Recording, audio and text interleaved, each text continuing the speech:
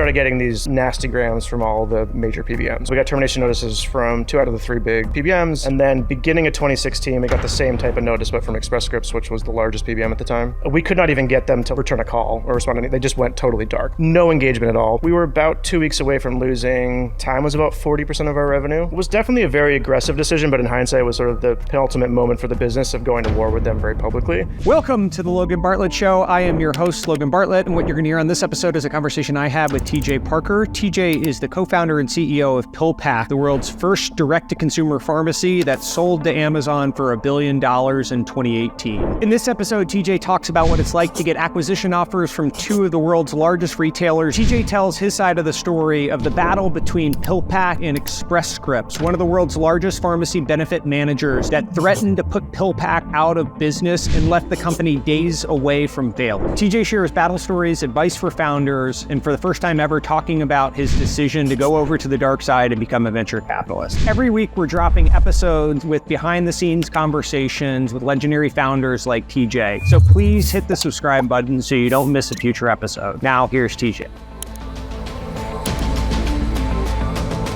TJ, thanks for doing this. I invited you on thinking that you were just this, healthcare entrepreneur, and now I find out you're a venture capitalist. So I feel like this was set up under false pretenses, but we'll get into your decision to go into the VC world. Yeah, so it's what we call bait and switch. It really was a bait and switch. Yeah. Well, is this your first time talking about going into venture capital? I know there was a nice little Bloomberg article about you, but yeah, we should have snuck this in like Tuesday before everyone knew I was a VC. I know. The listenership this will be my first time ever talking about being a venture capitalist. Yeah. Hopefully we keep people listening. I have enough venture capitalists on, but I'm much more interested. Well, I'd be interested in your decision to go into venture and all of that.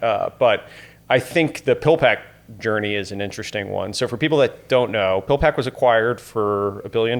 Yep. What's sometimes it says 750, sometimes it says $1 billion. What was that, like earnout is the distinction? Or? Yeah, typically the number reported is cash consideration at closing, right? So got it. That specific moment in time, but the headline purchase price was $1 billion.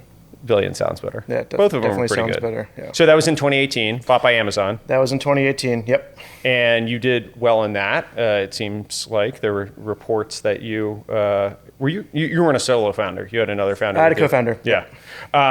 What did Pillpack do? So we started the company to make it really easy for folks to manage multiple medications, and did that a couple ways. One was the packaging, which is the most obvious. So we sorted and packaged your medications by the time of day you took it. So you'd get this box in the mail once a month that had medications for 8 a.m., 12 p.m., 8 p.m., whenever you took meds. And then behind the scenes, we were doing all the coordination for the customer. So managing all their refills with their doctors, managing the interactions with their insurance company, like all the things that are annoying about taking meds. And the ambition was to just make it behave like a normal subscription service and sort of get rid of all that complexity, and a box just shows up once a month for the customer. Is this a US-centric problem? Like, does this exist? Obviously medicine exists in other places, but is Pillpack a US-centric solution to the problem that exists? I think there's components of what we built that were US-centric. So I think all the complexity around insurance companies and payers, that's pretty US-specific. Yeah. But the actual work to take and manage medications is global in nature, right? So I think regardless of where you live, everyone's still filling those pill boxes every Sunday night. They're still trying to stay on top of remember to take their meds. So there are things that are relevant regardless of where you live, but I think a lot of the pain points in the US are around the complexity of paying for your medications and all the issues that come along with the insurance process. So you started the company in 2012? 2013. So we founded it in early 2013, yep. So a 5-year run as an independent company, 2018 acquired. Yep. Then you stayed on Amazon for 4 years until fall of last year? Yep, that's correct. Would the Amazon team deem this like a success in their business and what they're now doing? I don't know I don't get my pharmacy medicines through Amazon, but I assume they're doing well. Yeah, I think so. I think if you look at what we set out to achieve when we sold the company, the real ambition was to build and launch pharmacy on Amazon.com, right? That was the big opportunity. Not just from their standpoint. Like, to me, that was the big opportunity. And now it's called Amazon Pharmacy. Yeah, because we built a native experience on Amazon.com where you can search for medications, you can compare prices, whether you're using insurance or paying cash or using a discount card. And then you can literally transact like you would transact when you're buying anything else on Amazon. And I think we underestimated how heavy of a lift that was going to be from a technical standpoint. But we built and launched. Just integrating into Amazon and all that stuff. I mean, I think we had to launch the basic Amazon pharmacy experience, we had to integrate with around 40 different teams. So everything from the payments team to the identity team to the fraud team to the address team, like every one of these. I'm sure Prime is its own team, whatever. Every one of these little features in the CX was a different team. Did they know that going in, the complexity associated with that, and it was you guys that misestimated on it, or was it kind of both sides? We had the least amount of information. So I think when I looked at what we had to build, it was like, oh, this will take us 6 to 12 months to build and launch this thing. And it took us closer to 2 years just to get to like a V0. So I was probably the one that, and my co-founder understood how hard that was going to be. That being said, we did it, right? So we launched that within 2 years. And probably the more salient thing is that all the things we built were making a tech stack that was never intended to have PHI on it, like health information and be HIPAA compliant, able to manage that, right? And so anything else that they build in healthcare, they can build on top of those rails. So it was a big investment and it was a lot of work to get pharmacy launched, but now they could go and build kind of anything on Amazon.com that is healthcare related without having to redo all that work. So it's extensible. So the data permissioning, the access, the controls, the whatever, encryption, all that shit. Yeah, and a lot of the different ways that we interacted with these teams, so they just didn't get the data in the first place. Like all those different things are extensible. And then just going back to the pharmacy business itself, I think you'll see that over time, Amazon becomes another kind of classic category in Amazon. So I think that is a success. I think they'll build a big healthcare business and a big pharmacy business that customers really love. We were together last night, and I told you a little bit about this, but I don't know exactly what percentage of our listenership is international, but I think people are always bewildered by the American healthcare system. And I've tried to go really deep into that, and I find that people in other countries kind of tune out. They're like, I don't fucking care. Yeah, we're good. This is a US-centric problem. We'll let you guys deal with it. So while I am very interested in all that, I think for at least our international listeners, I won't go too much into the specifics of the US healthcare industry, but I think it's interesting to talk through like the broader entrepreneurial elements of the business and like what internalizations you had along the way in the journey. One interesting thing in talking to Colin and Nikita, one of our shared friends, it sounded like you had a bunch of odd jobs growing up. Yeah. And which of those odd jobs were most helpful to you becoming the entrepreneur that sold Pillpack for $1 billion? I did have a slew of odd jobs growing. I think I had 3 different jobs in high school when I was like still in school. What were the 3? The 3 I wrote down: property manager, paperboy, restaurants, pharmacies, etc. That was from Colin. I don't know. That's about right. In high school, I worked at a sort of furniture and rug store, so that I learned a lot about design and things there. I worked at a restaurant, and I worked at the pharmacy. And I had a paper route. So I was like 16. I guess I had 4 jobs.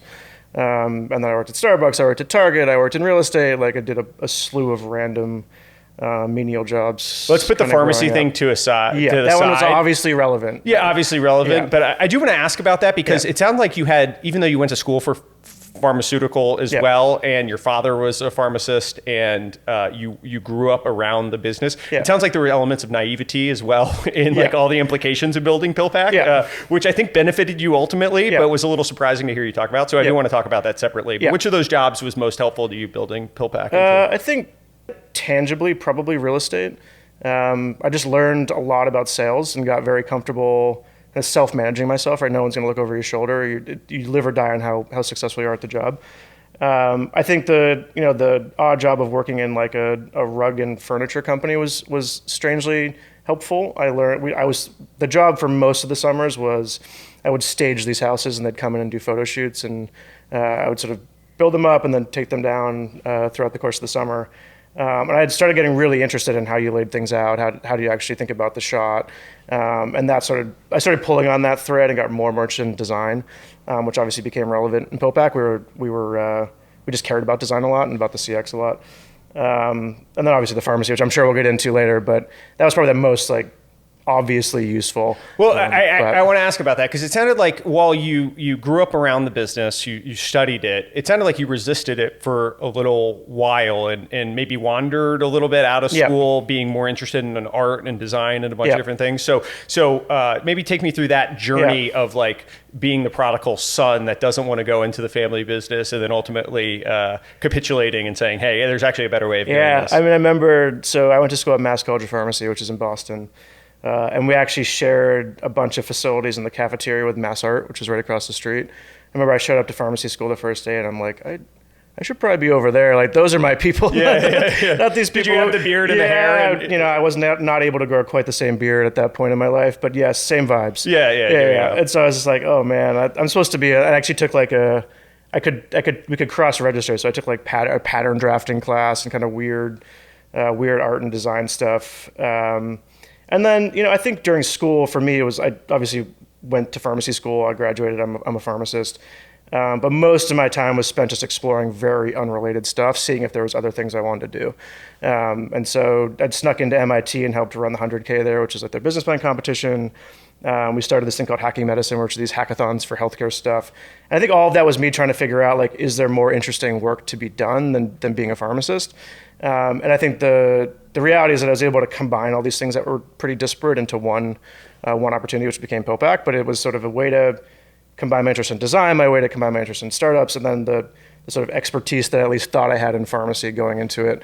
But it was what felt like a lot of kind of just random explorations throughout school. There's a balance between being an industry domain expert and having the first principles kind of naivety of asking questions or trying to reinvent things. And I would have assumed, given your background, where you grew up, all of that, that you would have been much more on the industry domain expert. But it sounded like there were elements of naivety that actually benefited you all going in. Can you talk about that dichotomy of like how you actually grew up in the industry, studied it, but then also still didn't know enough to be dissuaded from going after the opportunity? Yeah, I mean, you would have never started Pillpack if you were like a true industry expert. Like, it was a terrible idea. Did you feel like maybe you just knew 90% of it and the last 10% would have kept you from doing it? No, I think I just knew, like, if you think about the environment that I built my expertise in, it was mostly the actual like interaction with the customer, right? It was like working behind the counter, counting pills and checking people out. It was delivering people their meds at home and kind of watching how they manage that, right? Everyone had Did your dad run a pharmacy? Yeah, so this classic like mom and pop pharmacy early on. And then when I was in school, he had started another pharmacy. It was actually very similar to Pillpack. So sorted and packaged meds, but he was selling into nursing homes, long-term care facilities. It wasn't a consumer business at all. And it was a local business, right? It was just in the state of New Hampshire. So the idea was very much a derivative of that, but for a different customer and different go-to-market. But for me, like I was definitely an expert in like what the customer was dealing with, right? Like I saw that day in and day out, and sort of saw the pattern matching, and I knew exactly the problem that they were facing and like very tangibly. But I didn't have any experience thinking about like at the aggregate, like what do payers care about? What do PBMs care about? What do providers care about? Like I didn't have any of that. Yeah, the color. payment like flow, the oligopolies. Yeah, like I had no idea about like industry dynamics or any of the more macro stuff, like the things that you would truly understand if you were a real kind of pharmacy expert.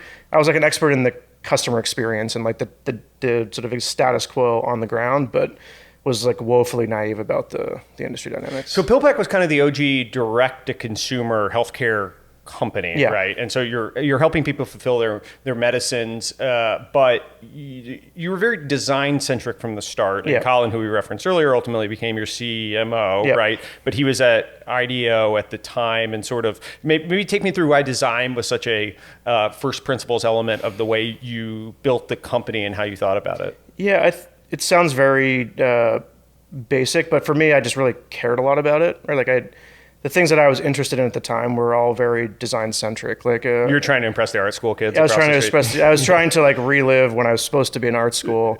I'm not a normal pharmacist. I'm a cool pharmacist. I'm a cool guy. Yeah. So it was, to some degree, it was that simple. I do think we felt like there was not. If you think about like pharmacy historically, like it's a very non-enjoyable experience, just like functionally. And so we were like, how do we both like functionally make this better?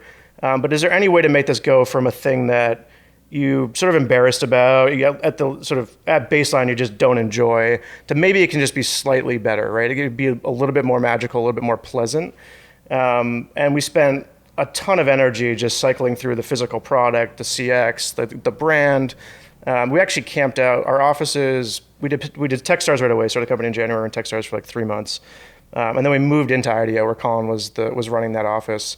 And we were there for like 6 months, just fleshing out the physical product, the digital product, the CX. We went back and did the classic IDEO thing where we're sitting in people's homes, kind of walking them through prototypes and that whole thing. And I think it's a little more normal now. Like since 2013, there's been a bunch of DTC companies that have more like elegantly designed things.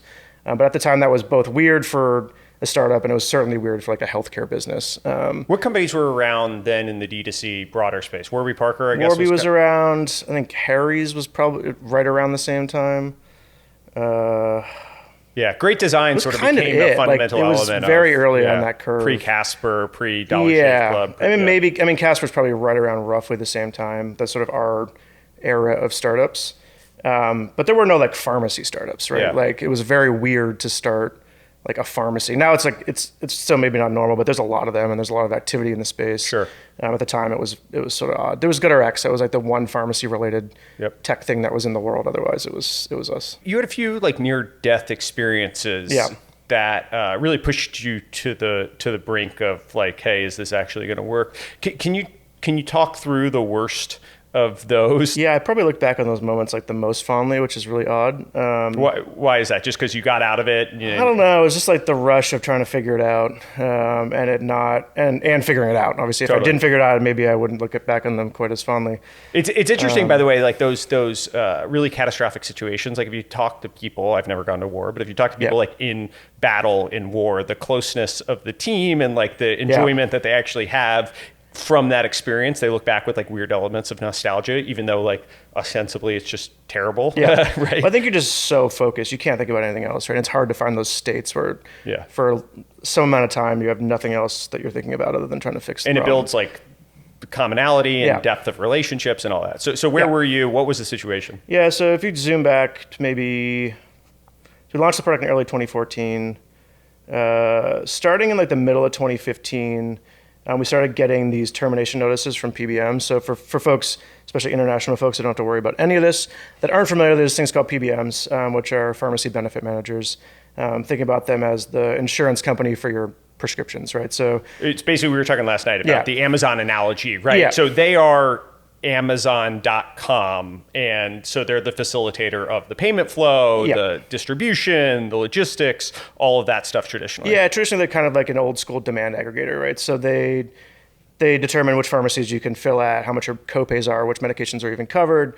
That's one half of their business. And then the other half, similar to Amazon, is they owned and operated their own first party mail order pharmacy, right? And so it'd be like Amazon having their own products, right? Yeah, I think the difference is that historically they didn't let anyone else compete in that home delivery business, right? So if you're them, you have a captive home delivery business, you don't want any other competitors stealing share in that side of the business. So they help facilitate to the CVSs or whatever, the medicine and the shipments and all that stuff, but they didn't want anyone shipping to individual locations. Yeah, it's totally different. They basically had their own DTC company, if you want to think about it like that, where they were doing direct shipments to customers' homes, and then they had this separate business, which is you can fill at CVS or Walgreens, and we'll be the payment rails for that experience. And so it's the reason there's not like a well-functioning e-commerce business in pharmacy today. It doesn't. If you look at kind of market share, it's very small, right? So at this point, like Pillpack, Amazon Pharmacy is probably the largest kind of traditional e-commerce pharmacy that exists, is because of this one thing. And that's where I was naive, right? I was like, I worked in a pharmacy, we took insurance, like we just filled out this paperwork, we got a network, like no problem, like I know how to do that. And I did that, right? Like I filled out all the paperwork, we got a network with all the major PBMs, nobody cared, we were just a small little pharmacy. And then we started scaling way faster than like Joe's Pharmacy on the street. Like we went from filling, hundreds of prescriptions a day to many thousands of prescriptions a day. And that sets off all sorts of triggers in their systems. And so starting in like early 2016, we started getting these nasty grams from all the major PBMs, right? So there's really three really big PBMs, Caremark, Optum, and Express Scripts, which is now Cigna and Aetna. And through the first half of 2015, we got termination notices from 2 out of the 3 big PBMs. Termination notices mean Like you actually can't serve our customers anymore. Cease and desist. Yeah, cease and desist basically. And they would give us a certain amount of time before they would actually kick us out and we would be done. And we had this guy, Jim Messina, who was Obama's deputy chief of staff, joined our board. And he successfully helped us navigate these quietly in a very kind of standard way. And so those were all resolved, no big deal. Company's still operating. And then beginning of 2016, we got the same type of notice, but from Express Scripts, which was the largest PBM at the time. And I assumed we'll get Jim involved, we'll make some phone calls, we'll try to find a way to the execs, and we'll be able to hopefully work this out amicably and find a path forward. And we could not even get them to return a call or respond to anything. They just went totally dark, just no engagement at all. And so we were about 2 weeks away from losing, the time was about 40% of our revenue, a solid chunk of our revenue. And we made, it was definitely a very aggressive decision, but in hindsight it was sort of the penultimate moment for the business of going to war with them very publicly. We just didn't have any other, there was no obvious other thing to do, right? We tried all the back channels and things we'd done before. How many end customers did you have at this point? I don't remember offhand. I would think order of magnitude, we were probably about... Couple 100,000, few million? No, probably about 60 million, 75 million in revenue, something like that. Yeah. But very high. What does that mean from a customer? Like tens of thousands. Tens of thousands. Yeah, Got it. Something like that. So you had tens of thousands of people that were dependent on you for their medicine. Yep. And you said, hey, we're going to go publicly to war. These guys aren't responding to us. And so you started fixpharmacy.com? Yep. So we started this website on fixpharmacy.com. And the ambition was to show the tangible impact that we were having on these customers' lives and to make it very clear that the only reason they weren't going to be able to use Pillpack anymore was because of this. It was because of business interest versus what was actually best for the customer. And you did this because you couldn't get them to respond. Yeah, we did because we couldn't get any engagement. So you put yourself in our shoes, in 2 weeks, we're going to have whatever the number was, call it 10,000 customers that today are relying on our product and then tomorrow just can't use it, period. And so it didn't feel like we had any other option but to try to create some amount of noise to make it clear what was happening. And I think we had the classic war room, right? We had this shitty little conference room. We were just piled in there with mocks of the site on the walls. Colin built. We had the lead was a customer testimonial video with this kid Carson, who I still talk to this day. That was probably 12 or 13 at the time, that used Pillpack and was a huge Pillpack fan. And then Colin made this much more wonky, here's what a PBM is, here's what they're doing, here's why it's bad.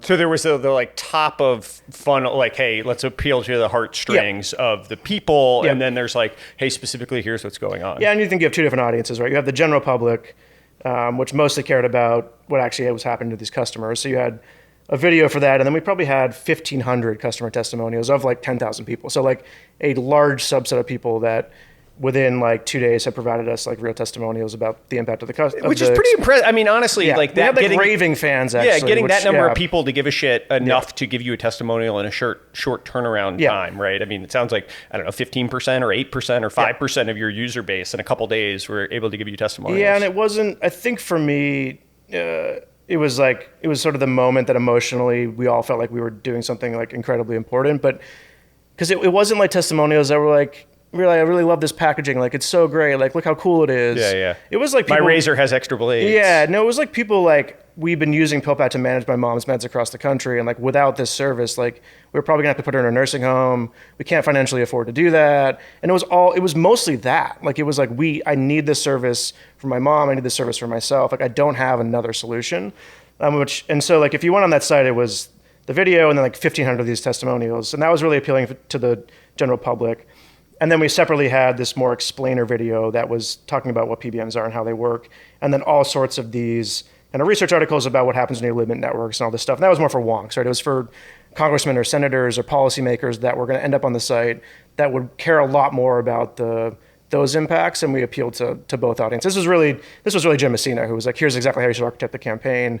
And then Colin and I and other folks executing that. Was there any debate to pick this battle or not? Or was it pretty clear this was the path? It's definitely a debate, right? So there was a version where you kind of quietly moped away and get pretty please. And people would have found out, but I don't think it would have really made the news if we didn't make a big deal of it. And maybe you can limp along and find a way to maybe you turn into more of a B2B business or something else that finds other ways to grow the business. We actually had this board call before we sort of pressed go on the campaign. And I think it was Fred Destin, who was one of our board members, talked like very eloquently for a while about all the puts and takes, pros and cons, and they kind of netted out, like, we should probably do it. This is like rational to do. And I remember George Zacker, who's one of my other board members, just sat kind of quietly the whole call.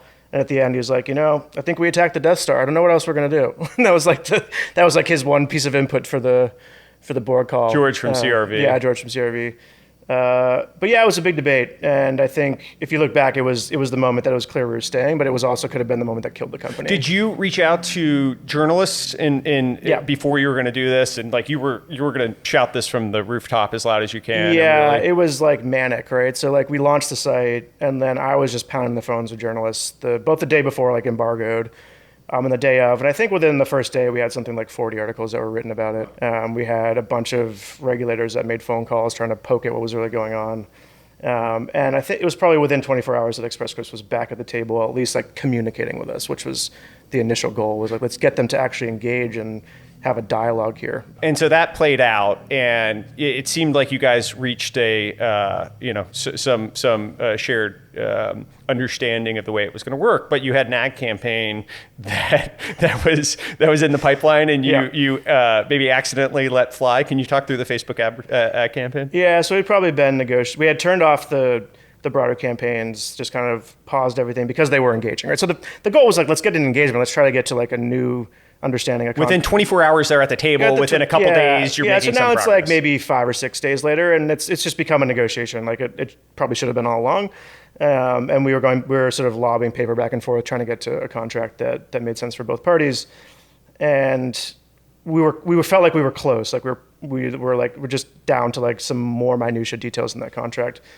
And I get this like frantic call from my contact at Express Scripts, and they're like, we thought we had a deal. And I was like, no, we got a deal. Like, we're good. We're going to figure this out. Like, we're cool. Like, you guys just launched this massive ad campaign. We're seeing it all over Facebook. Like, what's going on? And I was like, honestly, I don't know. Let me chat with Colin. I'll call you back. I go talk to Colin, and inadvertently, we had set up, when we launched the whole thing, we had this staged campaign, right? And one of the things that Jim told us we should do is like launch a campaign on Facebook that only targets employees at Express Scripts, so that they'll think it's this like massive campaign, but in reality, it's this tiny little campaign that's targeting like a couple thousand people. And at the time, Facebook was playing a little fast and loose with like you could target and so you were spending. I think Colin said the whole campaign was $5 or something. I think it was $13 or something. $13. Yeah. But it felt to the company. To them, they're like, every employee is seeing this thing, and it's like Express Scripts worst company ever, or what was it? It was just like it was leading with like the header from the Fixed Pharmacy site and then driving traffic to Fixed Pharmacy, but it was obviously like very targeted and narrow. Like, yeah, no problem, we'll turn off the campaign. Like but I think in their eyes, like they're like, we're going back to war because we didn't like something in the contract. But it's just one of those classic like. That was the Facebook arbitrage moment, right? Where both you could grow a company on Facebook, but you also do like really wacky stuff like that. Did that actually help, or was that just a? It was just kind of a funny blow up. It didn't. Thankfully, it didn't blow it up. It's probably the bigger thing, right? One thing that they bitched about was that, and I think maybe you guys got slapped on the wrist a little bit, was like unlicensed sales, or maybe you had to go get basically approved in 49 of. The only one you didn't do was Hawaii and Alaska. Yeah, we didn't. We do Hawaii now at Amazon, but we don't think we did Hawaii at the time. Yeah. Okay. And so I guess now water under the bridge at that point. Yeah. But at the time it was administrative error. Was it actually an administrative error? Or was it a beg for forgiveness at that point in time? Let's service all the states. Yeah. So we had done all the normal administrative work to be licensed and shipped to every state that we could ship to. They were like fishing for anything they could do to paint us as a bad actor was ultimately what was happening, because the fundamental issue was that we were competing with the mail order pharmacy. I guess that's actually just not that complicated. I think if I remember right, like there was maybe a couple month administrative error that we made at some point that they were able actually was an error. They were able to, I don't really remember, but they were able to dig up something. Yeah. But it was totally inconsequential and immaterial. I mean, like we've never had issues with any boards of pharmacy or any actual PBM. And actually, we've never been terminated from like a single PBM network since, or ever. But like since that moment, it was clear that we were here to stay effectively. Managing through crisis, what advice would you have? I'm sure there's a bunch of founders right now that are having kind of existential crises because of the macro environment or because of access to capital or because of whatever. What did you internalize from that experience that you think would be broadly helpful to founders? Yeah, I mean, it's a little corny, but like the whole theory here was if we built something customers really loved, that we'd have this issue and that we'd find a way through it because of that, right? And like ostensibly that's exactly what happened. I think more tactically, we had this issue 4 or 5 times over the course of the company with different entities. And I think the wrong takeaway would be like, oh, you should just always go to war. Like, that's actually not very productive. The only reason we went to war is we had no other path. Like, we were able to negotiate and navigate this with everybody else. Each one was different. So like, it might have been that you lobbed it in over the top of the board, or you went in through like a lobbyist that had a congressman make a phone call. Like, there are always different like ways to resolve this stuff. And I think it's just I think you have to think about each one of these issues as very situational, dependent on the situation, right? But if you have to go to war as a startup, like, you should go to war, because like startups are generally binary at this point. Were you transparent with your employees about like, I mean, I guess once Fixed Pharmacy lost, everyone had to know, but like, how much leading up to that did you give like a peek behind the curtains to people that, hey, we might be fucked? We were very transparent with investors about this issue. Like, when I raised the first $50 million round in the spring of 15, like, I sat George from CRV down and I was like, this is the biggest risk in the business. Like, if we lose these contracts, we do not have a business. So like, I was very transparent to people giving me money, which always feels like a good strategy. I'd recommend that. It actually is a good approach to stuff. Some founders try to polish everything up for you. And I actually find the biggest trust is when they're like, hey, by the way, here's why you shouldn't invest. Yeah. Here's like the 3 reasons that you might have about our business model. And it builds trust, like, in a way, okay, I'll go diligence those 3 things, right? And maybe there'll be something that someone won't admit, hey, you don't trust me for XYZ reason. But like, it is super helpful, and it is a good way of building trust. Yeah, I think investors are happy to make bets. They just want to know what bets they're actually making. Yeah. So it saves a lot of time. It's like, all right, this is what I have to go knock out. Some weren't, right? Some were like, that's just too much of a risk point. Like, I'm not going to, and especially like healthcare investors who deeply understood the issue were like, that feels too risky. Like, so like, not everyone was happy about it, but like, we were always very transparent about that risk. With employees, like, I don't think the average employee understood that risk vector, right? It wasn't relevant to their day-to-day job generally until that moment. But then by the time we went to war, like, everyone deeply understood it. Do you remember, was there an all hands that you're like, hey, there was an all hands go? before we launched the campaign. It was probably we had like 2 groups of employees, right? We had the kind of corporate team, product tech, eng, marketing, and then we had the pharmacy and operational team. I think we briefed them because they were going to get phone calls and CX was going to get impacted. But the more sort of tangible briefing was to the corp team, who had sort of a better pulse on like the business itself. I want to get to your operating lessons and that stuff, which we had been talking about a little bit before. But why sell? Why not go at it alone in the path of building what could have been, I don't know, an independent standalone company? And there's a couple factors at play. One was the first couple years of the company was mostly building all the software behind the scenes that powered the pharmacy. So by 2016, we'd ripped out like the equivalent of like an EHR in a more sort of telemedicine centric business. And we picked our heads up and we're trying to figure out like, what else can we do with this infrastructure that we built? And we ultimately ended up launching this sort of pharmacy fulfillment business that is now a very big business. But at that point, we were meeting with all the large retailers, all the new startups, trying to figure out if anyone would want to build solutions on our infrastructure. Oh, interesting. So there was the D2C business as well, but then, hey, can we expose the underlying infrastructure to other people? Yeah, and actually, I don't know the exact numbers now because I'm no longer there, but the B2B business now is at least as successful as Pillpack. Like, it is a scale business that is quite successful. But yeah, at the time we were pitching all the large retailers, we were pitching all the startups. At one point, Ro was doing all the fulfillment on our back end, things like that. And one of those customers was another large retailer that wasn't Amazon. And that rumored to be Walmart. That kind of independently went from what started as a very commercial conversation to an M&A centric conversation, where they're like, this is really cool, we should build something together, but actually, would you ever think about selling the business? And so you have that. And they were interested in the B2B component. Hey, we already have in customers. No, they were really interested in like refactoring the CX and building a more kind of cohesive multi-channel pharmacy business. And so it was more, they already have a very large pharmacy business, and it was how do we make it more efficient, better CX, all the kind of obvious stuff. And so you had that as input. So like it felt like there was a tangible path to sell the company. I think we also had decided that the thing we wanted to build was going to be very capitally intensive to build. We'd gone from like, oh, we just want to offer this one product to customers that's really convenient, to like, we started pulling on the strings. We had these incumbent issues. Now we want to fix a bunch of different stuff, right? We just wanted to fix pharmacy more generally. And I think if the capital intensive thing, like if you look at all the DTC startups, they were all much more capital intensive than people thought they were going to be. And that obviously eroded a bunch of the returns and everything else.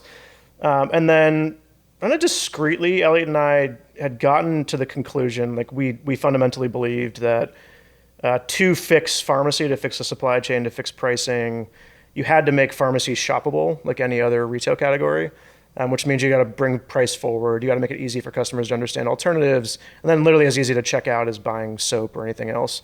And then that led us to like, well, we should sell to an existing retailer that has the customer base, the UI, like all the existing infrastructure. It's what made us the most excited about Amazon because they are the most established e-commerce player, right? And we thought if you could map pharmacy to their traditional e-commerce experience, that you wouldn't have to train customers how to navigate it. They would just assume it works like everything else, which is exactly what we ended up building at Amazon. So you had all that at play, right? It was like economically, it was probably smart just from a capital standpoint. There was inbound interest, so then you have to capitalize on that if you have it, if you think it might make sense to sell. And then we very specifically wanted to build this new thing. And that thing would have been best built at Amazon. So a big retailer, rumored to be Walmart, is expressing interest in you at the time. How do you compartmentalize? One of the things is like the toothpaste out of the tube mentally of like, hey, the probability wise, that's not going to go anywhere. Most likely, like whenever someone shows strategic interest, the vast majority of times that doesn't actually happen, right? And so you kind of need to dual track the fundraising and also the M&A. And so how did you actually internalize like, hey, this might be the end of chapter 1 of my journey here, or I might be slogging ahead for another 10 years of building this company. How did you actually go about doing that? I mean, I think tactically you have to parallel process this stuff, right? You can't just single path and like an acquisition. So we got to an offer from the other large retailer. That felt like it was at a value that made sense for the investors, for us. And how did they, by the way, just, I mean, you don't have to give it the numbers, but like how did you internalize what number was going to be acceptable? Was it based on the last round post money and you had to clear some hurdle, or was it based on a public market comp, or how did that work? I think it was triangulating between what felt like a reasonable multiple for this type of business, and not like a startup reasonable multiple, like an actual established business reasonable multiple. And investors all needed to do well and make money, right? And so, what was the last round at that time? The last round was done at I think 300. 300, yeah. Okay. And ultimately $1 billion. Ultimately $1 billion. Those people made 3x. As you would imagine, the offer before that was less than $1 billion. But it was still, for the early investors, any of these outcomes were great. For the last investors, they were still good. I think it would have been a 2-year hold or something for those investors. Did you engage Catalyst at that point? We engaged Catalyst when things felt more like they would materialize with that other bidder. Yeah. And honestly, like we engaged Catalyst because they had sold basically everything to Amazon. And to me, the only outsized outcome was the two of those folks duking it out. And so, but we had what I felt like a pretty good offer, but it didn't feel like firm enough yet. And so then I kicked off a fundraise in January. I think at the time we had like 6 to 8 months of money. Like when you'd normally, like we raised money, we probably had 18 to 24 months. We now had 6 months of money in the bank. So that's when we'd kick off a normal fundraise. And we had that going. So I was pitching people East Coast, West Coast, the whole thing. And I think that applied some amount of pressure, as it should, to the buyer. Did you tell the investors that you're talking to at the time, hey, there's some strategic interest as well? Yeah, so I was pretty open with the investors throughout this whole thing. Like everyone was pretty eyes wide open. And who was inner circle of knowing that this was going on outside of the investor group, the executive team? Was it Colin, co-founder? Like how big was that group? Yeah, for a while, until we were to like a signed LOI, it was the exec team. So Colin, Auron, who was our COO, CFO, Jeff, who's our head of growth and BD, Elliot, obviously my co-founder, and then there were like we needed more finance folks involved. There was some diligence GC stuff that GC, some more operational folks involved, and then as you can imagine, as it expanded as things went along, we did like I think it was probably me, Colin, Jen Harvey, who was our head of design, and Elliot, and maybe Gavin. There's like 4 or 5 of us that were camped out in my basement in my house for like 2.5 months, building flows and UIs and pitching, like pitch decks and everything. Sure, your wife loved it. My wife loved it. Yeah, she was amazing actually. She would like cook us lunch and dinner every day, and it's similar to like the fixed pharmacy thing. Now it's like very, very fond memory. Totally. These things always end up with like whiteboards and screens on the walls, and like some version of a war room are like the most fond memories of these things. But it was a pretty small group at that point. I'm picturing the Always Sunny meme or whatever of like the whole board and like the and so in thinking through the process to sell, if you're talking to a founder or an executive that is fortunate enough to potentially sell right now, what internalizations or like postmortem after the fact, what would you say to someone that is making a decision between going the standalone path or taking what could be, a life-changing amount of money and outcome for a lot of different people? How did you think about that, and what would you say to those people? I think I was pretty rational about it, which is like, this is an outsized outcome right now, given where the business is. And who knows if this type of outcome will be available to us again for however long. And it feels like ultimately at Amazon, felt like the right home for this business, right? Like we had the opportunity to build a new category in pharmacy and ultimately a new category in health for Amazon, which is a pretty awesome opportunity. And I don't think I've ever once looked back and really regretted that decision. Like, as hard as like being a VP at a big company was compared to being a founder and all the sort of minutia pain of that, like it's a great outcome for my investors. It's a great outcome for my employees. It's life-changing for a bunch of people. And ultimately it'll help build a thing that will impact millions of customers. So I think if it feels right-ish and you have reservations generally, like it's probably a good decision. Like I've never regretted it. Based on your Twitter, I would say that you didn't love all elements of working at a big company. First, I want you to say something nice about Jeff Bezos. No, what was the... Jeff Bezos is very smart, as you might imagine. Yeah, I believe that. Jeff Wilke's very smart. Yeah. There's a whole crew of people that are there's a lot of smart people at Amazon. What did you take away from working at Amazon that you would impart to people that haven't about like what makes them great? I'm sure there were frustrations along the way based on what I've seen, but what were the elements that really you think were really helpful to you now that you're thinking through new business opportunities and all that stuff? Yeah, I mean, I think they're obviously incredibly good at scaling businesses that are working, right? Like their ability to just chip away and scale things that have deep product market fit is super impressive. And the amount of process and everything around that enables that is incredibly impressive. And so I think like you get to the point where you're a true growth company and you're scaling, and there's a lot of relevant lessons to take from Amazon. Obviously for us, we were mostly in 0 to 1 the entire time. So it's a bit different, but I think they are very good at that. The overlap between your business and theirs, obviously there was a bunch of strategic rationale, but I think both of you were very focused on the end customer as something that you really valued as a North Star. You guys were probably a little bit more design and customer experience centric, and they were probably more logistics and engineering centric. What would you maybe compare and contrast those two things? Was it oil and vinegar with you guys coming in and having elements of your culture with elements of their like disciplined supply chain focus, or did they actually come together pretty well? I think they came together pretty well. Like we, compared to like a Zappos or probably a Twitch or some of these other transactions, a lot of those companies decided to stay very independent, right? To be a separate subsidiary, to try as best as they could to keep doing their own thing and not get absorbed into the machine. I think for us, we thought the opportunity was to build a pharmacy on Amazon.com. And to me, the way to do that is to just become Amazon. Like it didn't make strategic sense to try to protect this little Pillpack thing when the big opportunity was to be on Amazon.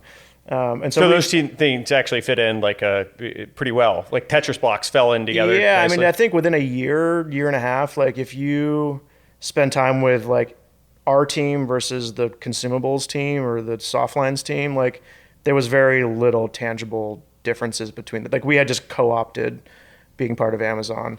I'm trying to think through like other One Medical and Twitch and Whole Foods and Zappos and yeah, they Quidsi. all stayed. Like all of, yeah. I mean, I guess Quidsi maybe to some degree. Yeah, but like, I'm trying to think. I mean, from a success standpoint, I'm sure someone that follows Amazon's business much more. But like in terms of the Twitch has obviously been enormously successful in its own right, but like almost it would have succeeded absent Amazon, in my opinion, right? Yeah.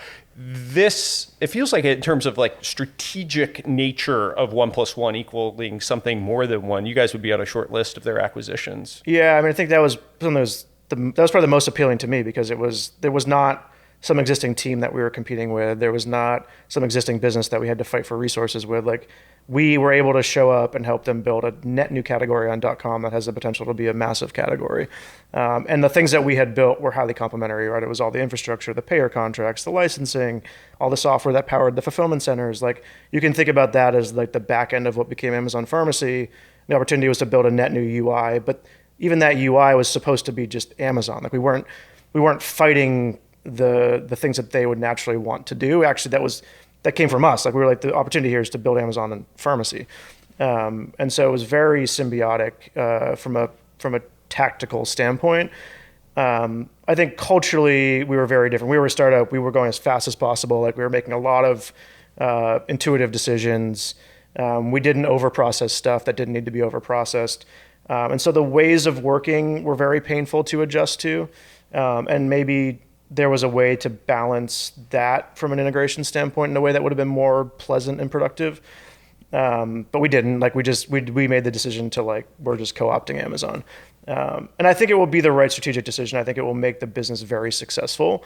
But it was personally not that enjoyable to go from being like a CEO of a thing where you had tons of autonomy to being a VP at a big company that has co-opted all the processes of that big company. Did you adopt the one-page memo or the page memo on like day one? Like, do you like that? Like, would you do that going forward? Yeah, I think I like a writing culture. I think it can be pushed to a place where it's impractical. So like, if I'm trying to review a product, I still want to review screens, not a paper about it.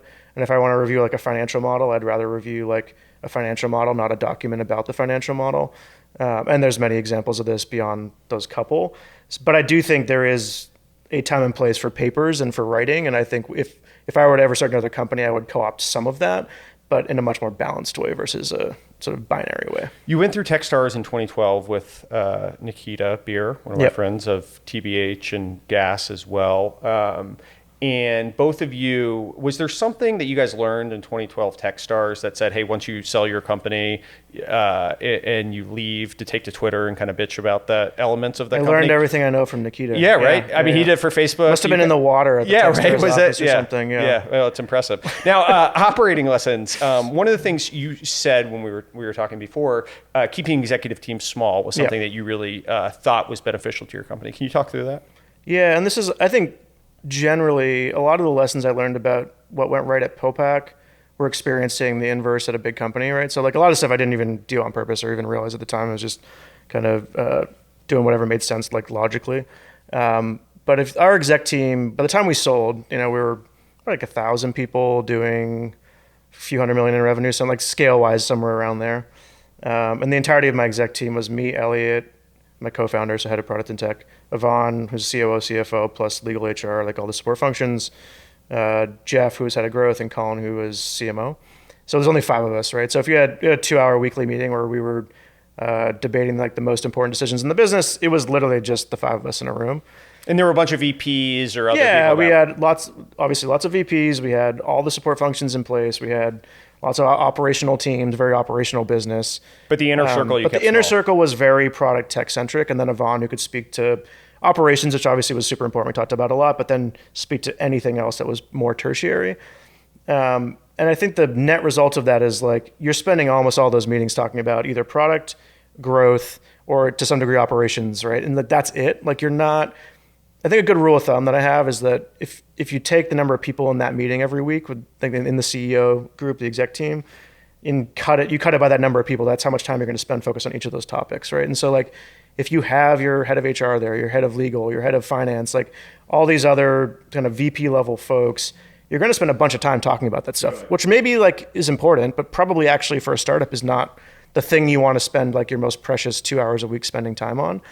And so I think it's not exactly proportional to the value, right? To like what needs to happen. Like I think the best version is those things all are important. Like you have to have well-functioning HR and legal and finance and all these support functions to build a big business, but it's probably not what you want to spend like the strategic hours of time debating. And honestly, like when I was at Amazon, I bet I spent 30 or 40% of my time debating HR stuff. Yeah. Like the only offsites that they have cohesively across the company are HR.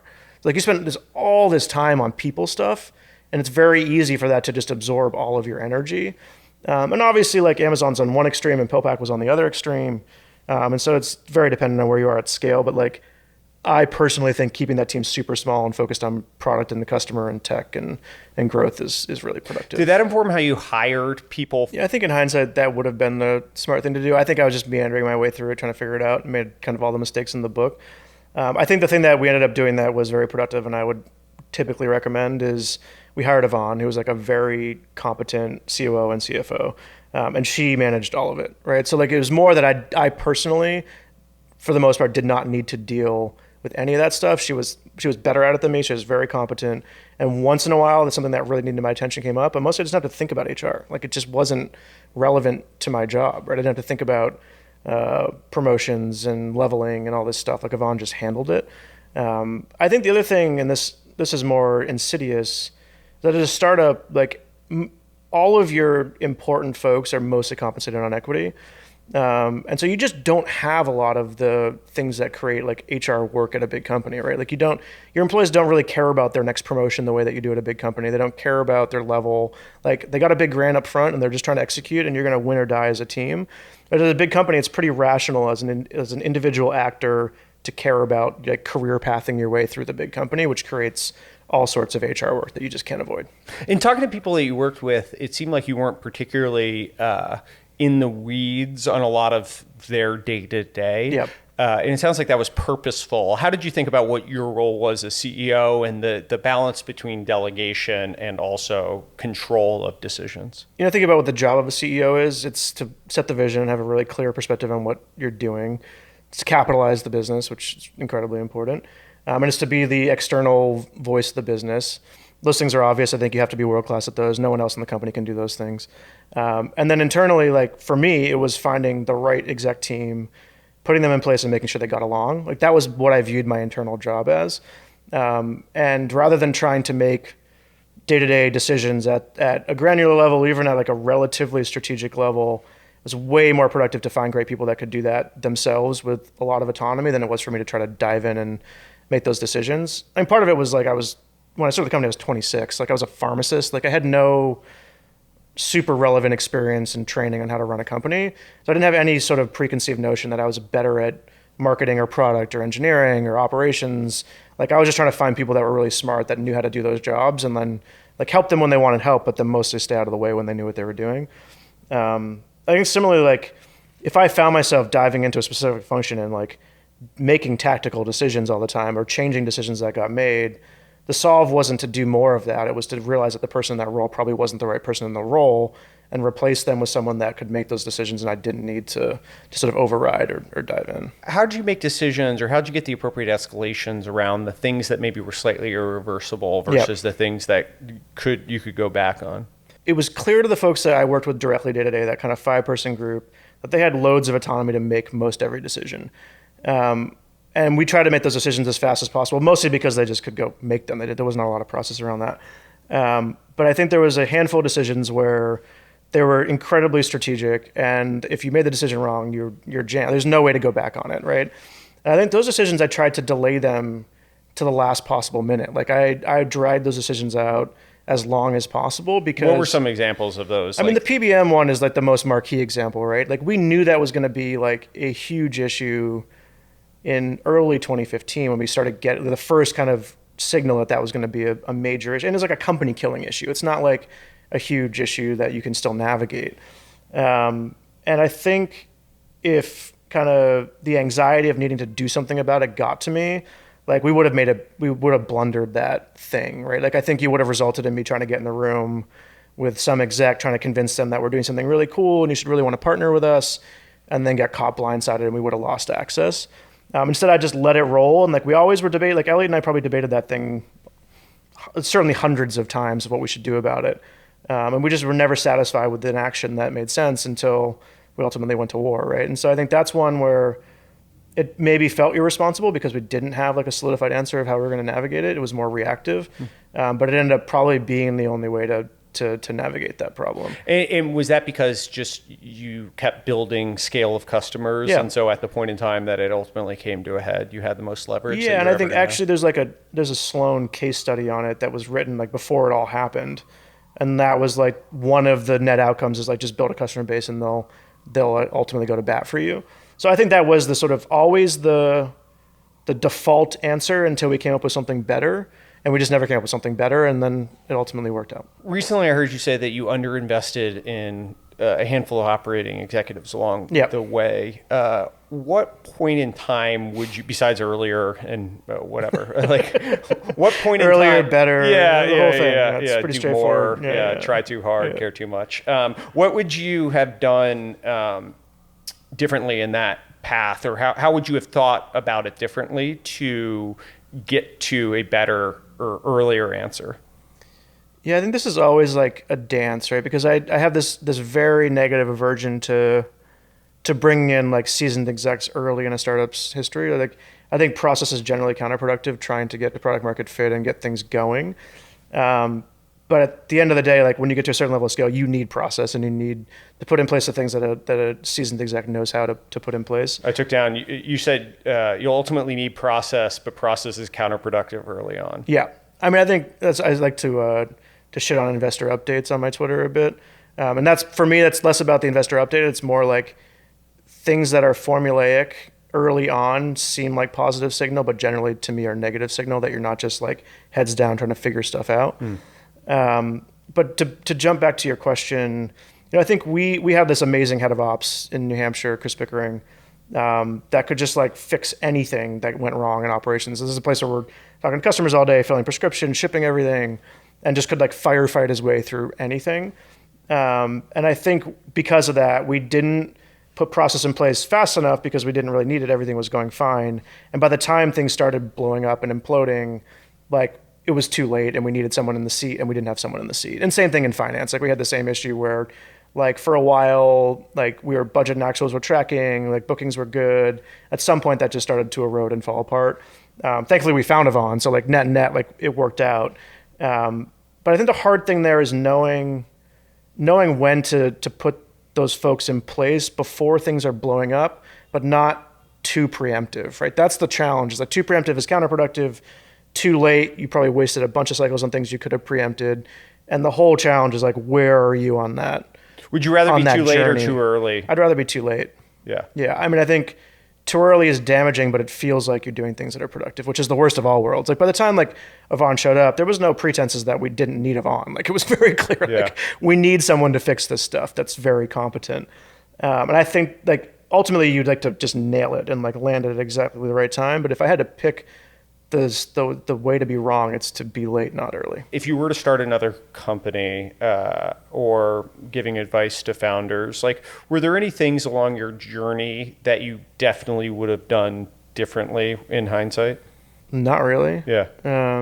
Pretty serendipitous run. It was a pretty serendipitous. It was so fast. Like it was 5 years start to finish. And like there are things that I see founders doing that is different than what we did that I would say to do differently. Like we were never dilution sensitive, even a little bit. Like we basically raised as much money as we could at any given moment and tried to go as fast as we could go. And like, I think if you're playing the startup game, that's generally a pretty good way to approach it. Yeah. Better to grow the pie. Yeah. Just better to I think the dilution sensitivity is like a silly game. And if you're playing this game, like the dilution sensitivity is fine if you're playing a different game.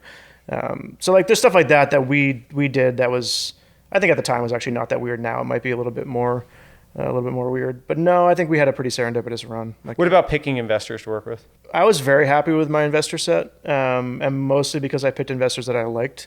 We had David Frankel was our first institutional investor, and everything from there was because of Dave. He would intro us to people he knew, and like we built our investor base off of that. But we were generally in the fortunate position where I could pick people that I liked. And I also specifically did not go raise money from healthcare investors. I raised money from tech investors. Like we barely even pitched healthcare investors. Partially because we knew these like fundamental issues that they wouldn't get over. And partially because I wanted help from people that knew how to build consumer businesses, not help from people that knew how to build a healthcare business. And I would do that over again. I think there's a new generation of healthcare investors that know how to build consumer businesses, but that was not the case in 2013, 2014, that era. What was it like having your dad on payroll? I always say it was much better to have your dad work for you than to work for your dad. Yeah. No, it was great. I mean, it was, especially like when we sold the company and announced, like that was a pretty magical moment. Like is that technically nepotism? I guess it is, right? Well, he wasn't allowed to report directly to me. Got it. So he reported through Auron, and same thing at Amazon. They obviously didn't want him reporting directly through me. Well, he reported through me, but not to me. But it was like, he had been the president of the board of pharmacy. He did the first like multi-store acquisition for CVS. He ran like this big chain of pharmacies. So he had a lot of like very important and relevant decisions. And then things like boards of pharmacy, like I could send my dad to the board of pharmacy, who's not like a punk 30-year-old kid. He's like an established known quantity, and help navigate that stuff. But then like more kind of emotionally, like announcing the acquisition with my dad in the room, like he obviously did very well. We all did very well. Is probably the most fond memory that I have. Venture capital. Well, first, what the fuck? Why? How? So it's my favorite vibe is like other venture capitalists getting mad at founders for doing venture capital. It's a good one. Well, it's funny. You and other motherfuckers like you coming in make me have to have a podcast to differentiate because you actually. I'm not doing a podcast. You have to have real. I just go on other people's podcasts. I don't have real experience to draw on. I just versus you can talk through all these tactical stories and shit. The Bloomberg article announcing your departure. There was some high comedy in there. In the months since he quit, he's worked on a members-only club for car aficionados, a startup outdoor retailer, and his family's 12-acre farm in Park City, and he's also done a bit of heli skiing. Parker's social media accounts show him as a dad, as well as a thrill seeker with a penchant for fast cars. So I assume the move to venture capitalist was to fund your lifestyle. Yeah, the jokes write themselves. It sounds expensive. So what was heli skiing is not free. Yeah, I've heard that.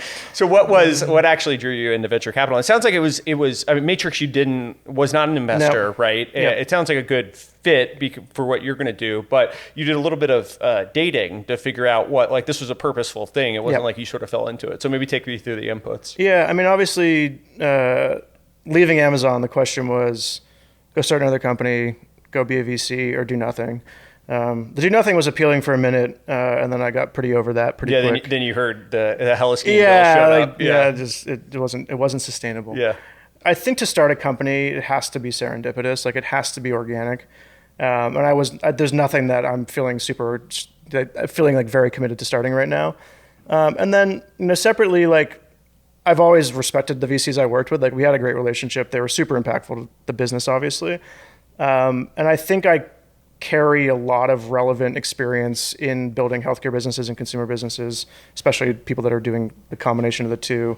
And the way I could have the most impact right now is to help other founders build their businesses. And so venture to me is the most natural way to do that. There's obviously these wackier things, doing the multiple chairman thing or doing a studio. There's other ways to do that. But for me, venture felt like the right way to sort of harness that energy, that experience, and kind of help the next generation of founders start companies.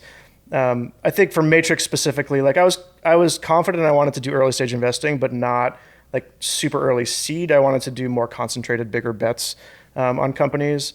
And it was a platform where there wasn't really an established healthcare practice.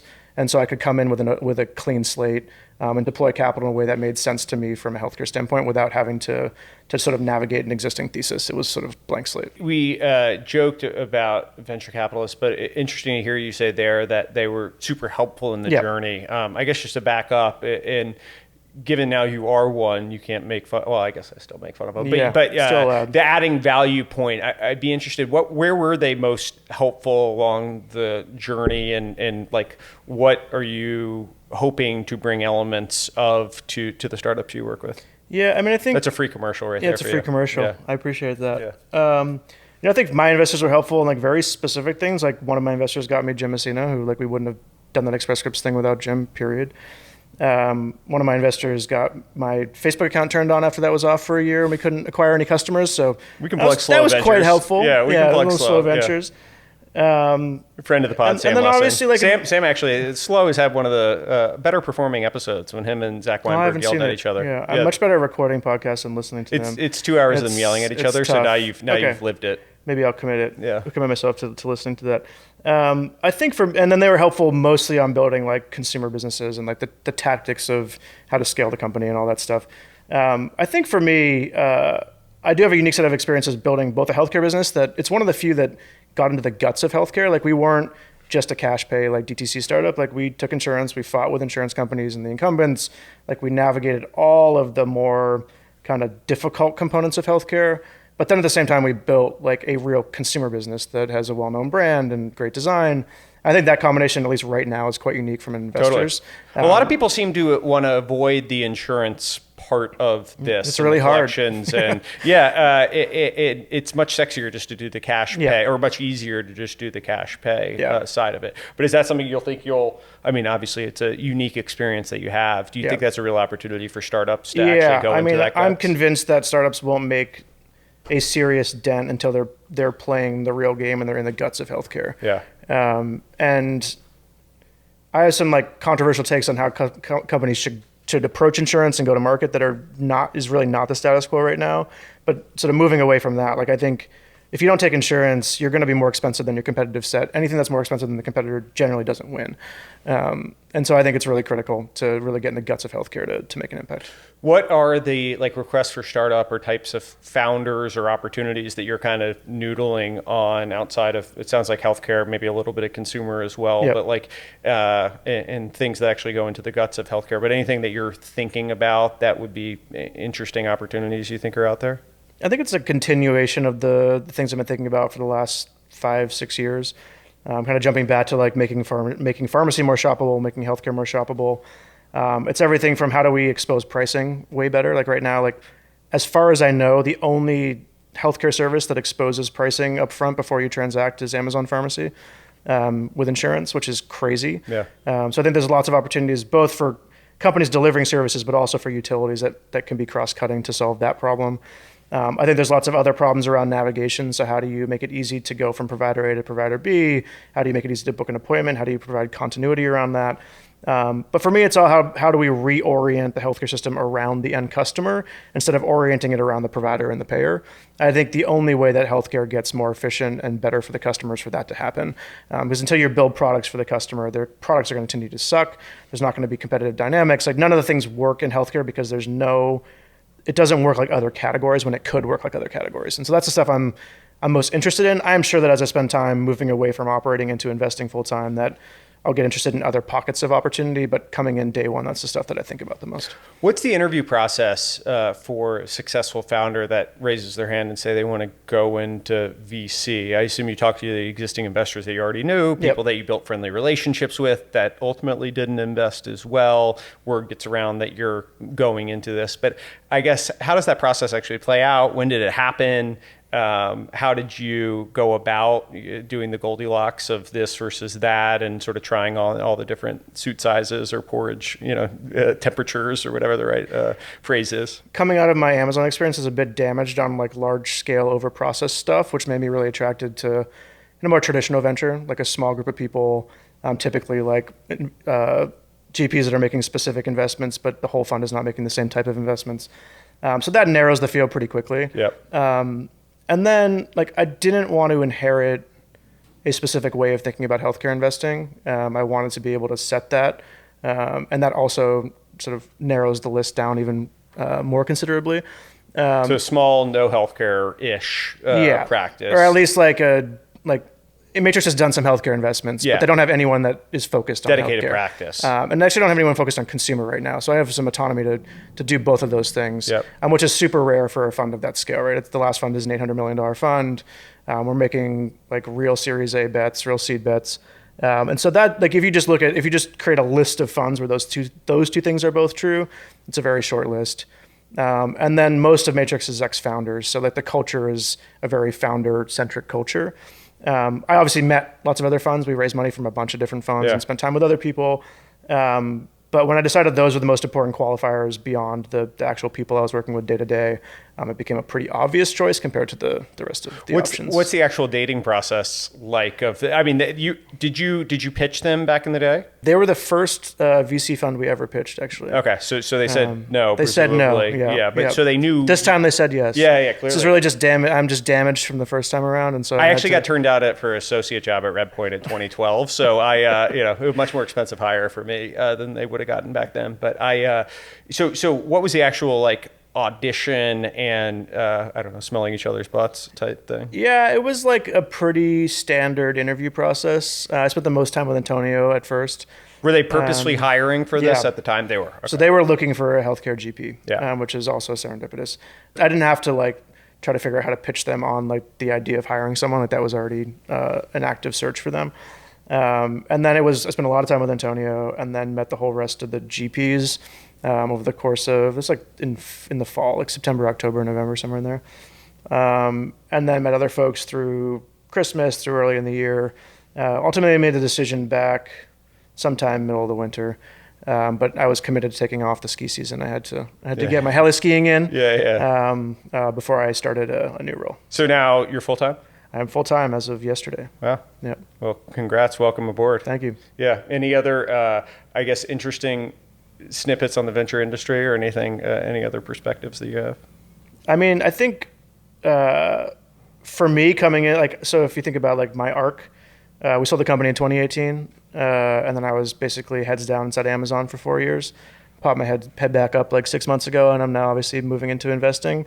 It feels to me like much more of a continuation of 2018. I didn't live through any of the 2020, 2021, any of that stuff. So the market feels quite normal to me. You kind of checked out, right? Yeah, everyone's freaking out, and for me, it's this doesn't feel that. It's like those e-commerce sales. Yeah, exactly. Lines, it looks just there's this weird hole in the middle. It's just the same graph if you just ignore that little the little blip pie along the way. divot. It feels like a great time for me personally to jump into investing. And obviously, I don't have the baggage of an existing portfolio. It's fresh eyes. I'm excited about the timing. It feels like really, really good timing for me. Yeah, good. Did you go into the decision making, how the firm actually makes decisions and all that? Yep. It's obviously a bunch of different flavors of stuff that the way people go about making decisions. But how do you think about, was that an important consideration to you to have the right level of autonomy within? Because a small partnership, generally, there's going to be some level of, I don't know if consensus, but inputs with one another working together. Was that a consideration? I was definitely trying to find a platform that I felt I could be the most me version of me, make intuitive decisions and have a lot of autonomy to do that. And so, I talked to partnerships that literally take votes, straight up votes. Matrix is very much a non-consensus partnership. So you can do, as a GP, you can do the deals you want to do. Which was important to me. How do you guys go about making decisions as a group? Is it consensus? Is it autonomy for the individual GPs? And how do you prosecute the deals? Do you pair up as a team and kind of go about it? Or do you have a counterpart that keeps you honest on the diligence process? How does that work? Yeah. So as a GP, if you find a deal that you're interested in, typically pull together a subgroup of other folks in the firm, typically 3 to 5 folks total. Spend time with that company. And if the subgroup feels good about it, you'll bring it to a partner meeting. Company will come pitch the partner meeting. Ultimately, the GP has the autonomy to make the decision. You'll gather feedback from all the other folks in the firm, and then at the end of the day, make the call. But there's not some kind of formalized voting or sort of a very formal process. It's very informal, and it's very kind of single GP led. Obviously, ideally, everyone is feeling good about deals you're doing as a partnership. But it is intentionally non-consensus. It's an interesting balance, right, of having our early stage team operates more in that bucket, and our growth team that I'm on is much more consensus of the group. And it's interesting, right? There's trade-offs on both. People generally think oh, that sounds good. You get the autonomy to do it. But then the other side of that is, well, that means you're not signing on for portfolio companies. Someone might go do a deal that you don't want in the portfolio, and so now your website has this company that you're associated with that you never even wanted to be a part of the portfolio potentially, right? And so it's an interesting balance between those two. And for whatever reason, on the growth stage, we've decided consensus has led to better outcomes, and at the early stage, non-consensus has led. It kind of makes sense though, right? Early stage investing is more intuitive and more intuition driven. Yes. Late stage investing is much more trends to more rational, quantitative investing. So I actually think that delineation is logical and makes sense. Are there elements of last night I said don't touch firm website or office space at all, and you and Colin kind of laughed. Do you actually want to? I'm in the classic GP trap of it'd be cool to build a new website. So, it's relatively predictable. Yeah, but it'd be cool to build a new website. We'll see if it happens. Listen, if you get the autonomy to go do what you want to do with Colin and the IDEO background and all that stuff, if you guys have the autonomy to go do something like that, I 100% would recommend it. My experience is everyone thinks they're an expert in websites and office space. And so inevitably it's death by a thousand cuts in trying to do those things, because everyone has an opinion about what the design aesthetic should look like on both of those, what level of spend to have on both of those, right? I'm the consumer guy though. So God bless you. Honestly, back in portal stuff, you can talk if they give you the autonomy to do it, I'll tell you, it's God bless. So cool. Well, thanks for doing this. Awesome. This My was pleasure. Fun. Yeah. Thank you.